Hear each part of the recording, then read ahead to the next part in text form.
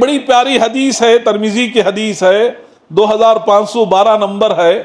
اکمل المؤمنین احسنهم خلقا والطفهم لأہلہ۔ سب سے کامل مومن وہ ہے جس کے اخلاق سب سے اچھے ہو، اور سب سے کامل مومن وہ ہے جو اپنے بیوی بچوں کے ساتھ اچھا ہو۔ اللہ کے نبی صلی اللہ علیہ وسلم نے بڑی پیاری بات بتائی۔ مومن کی پہچان ہمیں بتا رہے ہیں کہ کامل مومن کون ہے۔ اس کا ایمان، اس کی ایمان کی پہچان یہ ہے وہ نماز پڑھ رہا ہے، روزہ رکھ رہا ہے، عبادتیں کر رہا ہے، لیکن اپنی بیوی کے ساتھ صحیح نہیں ہے تو بیکار ہے۔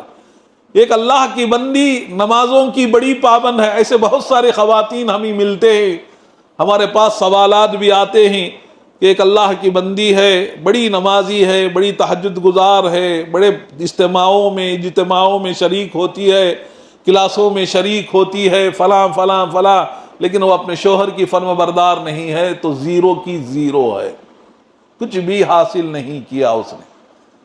اللہ کی عبادت بھی شوہر کی فرما برداری کے اندر موقوف ہے میری ماں و بہنوں۔ اور اسی لیے نفل عبادتیں، جتنی عبادتیں ہیں نفل، ان عبادتوں کے لیے شوہر کی اجازت لینا ضروری ہے۔ اور یہ بات اچھی طرح سمجھ لے اللہ کی بندیاں۔ ایک بنیادی بات جو میں بیوی کے حقوق کے بارے میں بتانا چاہتا ہوں وہ یہ ہے کہ میری مائیں بہنیں یہاں تشریف فرمائیں، نکاح کے بعد عورت کو یہ بات اچھی طرح جان لینا چاہیے کہ ماں کا گھر اور شوہر کا گھر، اس میں ایک بڑا فرق ہے۔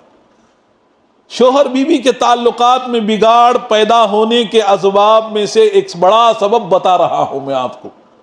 نکاح ہونے کے بعد عورت اس بات کو، فرق کو محسوس کرنا چاہیے کہ میری ماں کا گھر، یہ شوہر کا گھر، میکے اور سسرال جسے کہا جاتا ہے، یہ شادی کے بعد بھی ماں کے گھر کی ذہنیت رکھ کر زندگی گزارتے ہیں، جس کی بنا پر بہت ساروں کے نکاح ٹوٹ جاتے ہیں، بہت سارے شوہروں کے تعلقات میں خرابیاں پیدا ہوتی ہیں۔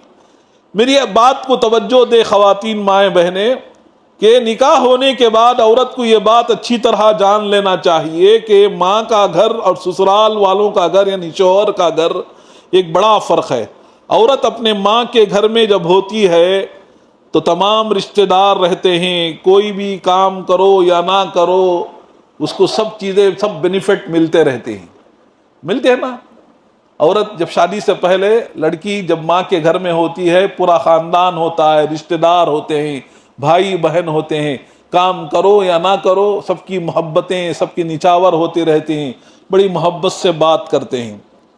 لیکن جب سسرال میں آ جاتی ہے شادی کے بعد، یہ معاملہ بدل جاتا ہے۔ سارے کام خود کرنے پڑتے ہیں، سارے معاملات خود نپٹانے پڑتے ہیں، ذمہ داری کو ادا کرنا پڑتا ہے۔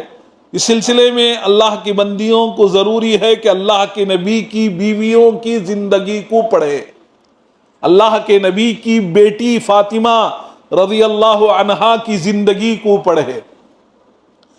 بہت ساری خواتین یہاں آ کر جو ہے ان کی زندگیوں میں تلخی پیدا ہو جاتی ہے، اس لیے کہ بہت سارے خواتین شادی ہونے کے بعد کئی سالوں تک ماں کے گھر کی ذہنیت کو دماغ میں رکھ کر زندگی گزارتے ہیں۔ انہیں یہ سب سے پہلے یہ بات ذہن سے نکال دینا چاہیے کہ میرے شوہر کا گھر ہے، مجھے یہاں سب کچھ کرنا ہے، سب کو نبھانا ہے، نندوں کے ساتھ اچھا رہنا ہے، سسرال میں ساس سسر کے ساتھ اچھا رہنا ہے، یہاں کے ماحول کو اپنانا ہے، یہاں کی خوشی میری خوشی ہے، یہاں کا غم میرا غم ہے، یہاں کی پریشانی میری پریشانی ہے۔ جب یہ عورت محسوس کر لے گی تو اس کا گھر جنت ہو جائے گا۔